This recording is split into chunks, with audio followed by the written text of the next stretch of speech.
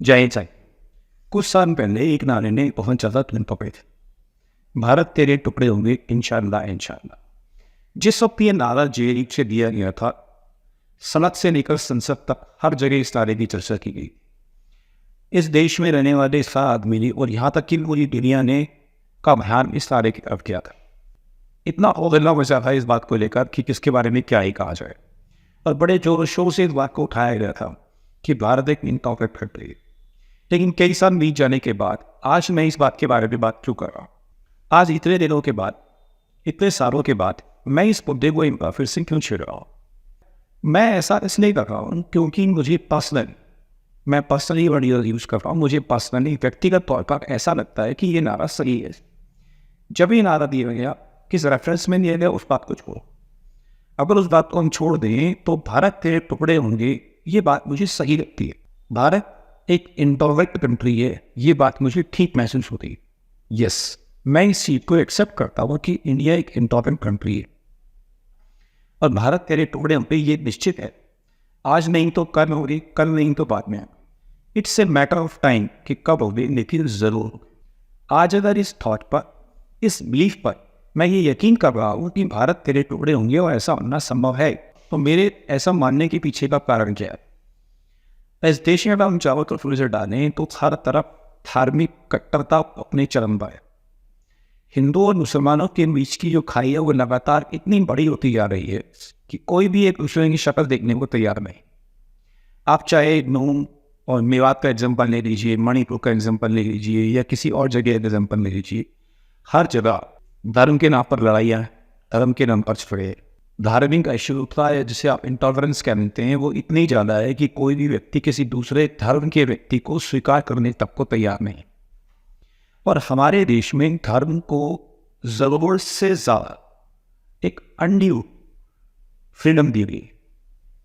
जिस देश में धर्म को, धार्मिक कर्मकांडों को, धर्म से जुड़ी हुई चीज़ों को, धार्मिक बातों को ज़रूर से ज़्यादा अनड्यू इम्पोर्टेंस दी जाती है, ज़रूर से ज़्यादा छूट दी जाती है, उस देश के टुकड़े होना निश्चित है। इतिहास गवाह है इस बात का कि जब पहले भारत के टुकड़े हुए, पाकिस्तान बना, बांग्लादेश बना, तब भी धर्म के आधार पर हुए। भविष्य में जब इस देश के टुकड़े होंगे तब भी धर्म के आधार पर ही एक और पाकिस्तान बनेगा, खालिस्तान बनेगा। नॉर्थ ईस्ट का हम हाल देखते ही हैं कि पूरी तरह से क्रिश्चियन डोमिनेट करते हैं। अगर हालात ऐसे ही चलते रहे और इस चीज़ों की तरफ ध्यान नहीं दिया गया तो यह बात आप निश्चित मान लीजिए कि इस देश के टुकड़े निश्चित रूप से होंगे ही होंगे, कोई नहीं बता सकता। अगर हम ये चाहते हैं कि इस देश के टुकड़े ना, तो ये बहुत ज़रूरी है कि जो धार्मिक उन्माद है, जो धर्म है, उसे कंट्रोल किया जाए। इस देश की हालत कुछ ऐसी है कि किसी भी धार्मिक मुद्दे और धर्म से रिलेटेड किसी भी बात पर, किसी भी टॉपिक को छेड़ने से हर कोई डरता है। सरकारें भी डरती हैं, न्यायालय डरते हैं, हाई कोर्ट और सुप्रीम कोर्ट की धार्मिक मुद्दों से पीछे हटते हैं, उनसे बचने की कोशिश करते हैं। पुलिस और प्रशासन भी धर्म से जुड़े हुए मुद्दों पर कोई डिसीजन लेने से पहले, कोई एक्शन लेने से पहले 100 बार सोचती है। इस देश में धर्म संविधान से बहुत ऊपर है। यहाँ संविधान की, राष्ट्र निर्माण की बातें लोग कम करते हैं और धार्मिक बातों में ज़्यादा उलझे हैं। धार्मिक कठोरता इस हद तक बढ़ गई है कि राष्ट्र जाए भाड़ में, देश जाए खड्डे में, धर्म नष्ट है। जब किसी भी देश में लोग धर्म को संविधान से ऊपर स्थान देंगे, धर्म को राष्ट्र से ऊपर स्थान देंगे, तो उस देश के टुकड़े होना, उसका सत्यानाश होना तय। उस चीज़ को टारा नहीं।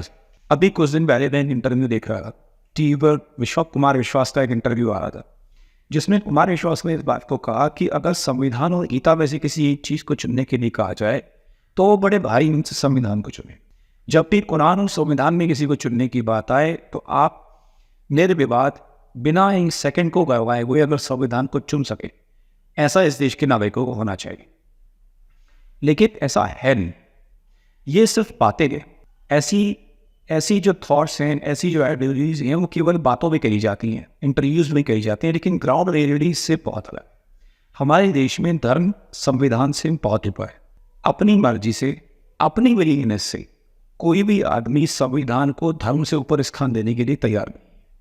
अगर आदमी व्यक्तिगत रूप से धर्म से ऊपर संविधान को स्थान नहीं देता तो सरकारों को चाहिए कि वो इस चीज को सख्ती से पालन कराए। अगर व्यक्तिगत रूप से कोई व्यक्ति संविधान को धर्म ग्रंथों से ऊपर स्थान नहीं दे रहा या नहीं लेता है, तो फिर सरकारों की जिम्मेदारी बन जाती है कि वो संविधान को, कानून को और राष्ट्र को हमेशा धर्म से ऊपर स्थान दे। इसके लिए मैं एक बात कहना चाहता हूँ कि अगर भारत ये चाहता है, या इस देश के नागरिक ये चाहते हैं कि इस देश के और ज़्यादा निपीड़न धर्म के आधार पर ना हो, तो उसके लिए सबसे पहले तो ये ज़रूरी है कि धर्म को घर की चार दीवारी में बंद किया जाए। हर व्यक्ति को ये बात समझा दी जानी चाहिए और हर आदमी को ये बात समझनी चाहिए कि धर्म मतलब वही जो आपके घर की चार दीवारी के अंदर तक है। आप अपने घर की चार दीवारी में हिंदू बनिए, मुसलमान बनिए, सिख बनिए, ईसाई बनिए, जो आपको बनना है वो बनिए, किसी को कोई मतलब नहीं। लेकिन जब आप घर के बाहर निकलते हैं तो आपको सिर्फ एक भारतीय होना चाहिए, आपको सिर्फ एक भारतीय नागरिक होना चाहिए। घर के बाहर अगर कोई व्यक्ति कोई झंडा उठाता है तो उसके हाथ में वो झंडा केवल तिरंगा झंडा हो सकता है।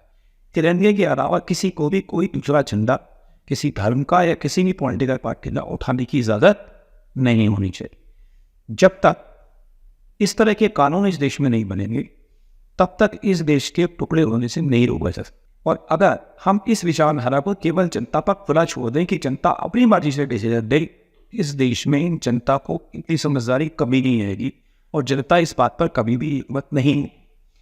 जनता कभी भी धर्म ग्रंथों से ऊपर संविधान को स्थान नहीं देगी, अपनी मर्जी से तो बिल्कुल नहीं। अगर ये काम करना है तो ये काम सरकार को जोर जबरदस्ती से ही कराना पड़ेगा। सरकार को इस तरह से चलना होगा कि धर्म केवल अपना जितना आपकी घर की चार दीवारी, घर की चार दीवारी के बाहर किसी को भी किसी भी तरह के धार्मिक कार्य करने की, धर्म को फैलाने की, धार्मिक शिक्षा देने की या धर्म से जुड़े हुए किसी भी कार्य को करने की इजाजत नहीं होनी चाहिए। आप अपने घर में जो मर्जी हुई, लेकिन घर के बाहर आपको कंपलसरी जबरदस्ती एक भारतीय ही बनना पड़ेगा।